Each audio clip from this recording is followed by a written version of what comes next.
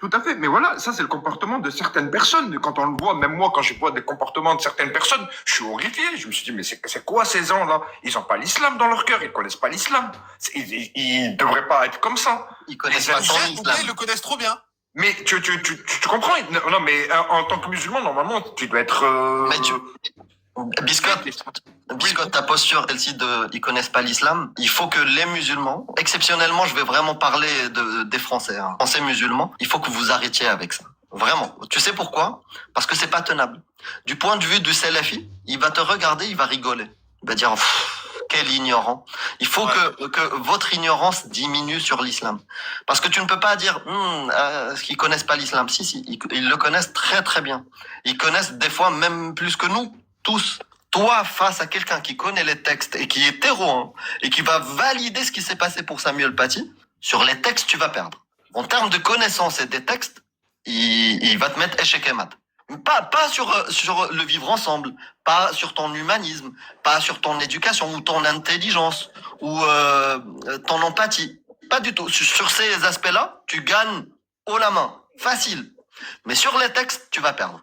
Tu vas perdre une défaite lamentable. Malheureusement, la majorité que je connais, hein, ils ont, par exemple, ta posture, et ils disent que celui qui a fait Charlie Hebdo, il ignore, c'est un fou, il ignore les textes. Non, ils connaissent les textes existent, tous les textes. Tu peux regarder, par exemple, l'interview de l'ancien imam Bajrafil, et il a raison, je suis d'accord avec lui. Il dit, tout ce qui se passe en termes de terreau, que ça soit Charlie Hebdo, Samuel Paty ou peut être justifié avec des textes authentiques. Et au-delà des textes authentiques, je prends la jurisprudence des 4 écoles sunnites et même chiites, valide ce qui s'est passé pour Nice et les autres événements. Le problème, c'est que on peut pas combattre cette idéologie si les musulmans et les non-musulmans, les Français, sont ignorants des textes. Parce que certains, même sans être musulmans, je les vois, défendent l'islam sans savoir ce qu'il y a derrière. En voulant défendre les musulmans, leurs amis, qu'ils trouvent agréables, respectueux, ils vivent très bien avec eux, en voulant défendre leurs amis musulmans, ils défendent l'islam.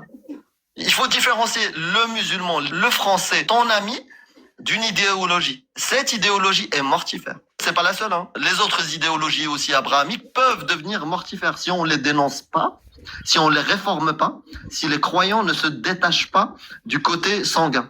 C'est mon avis. Voilà.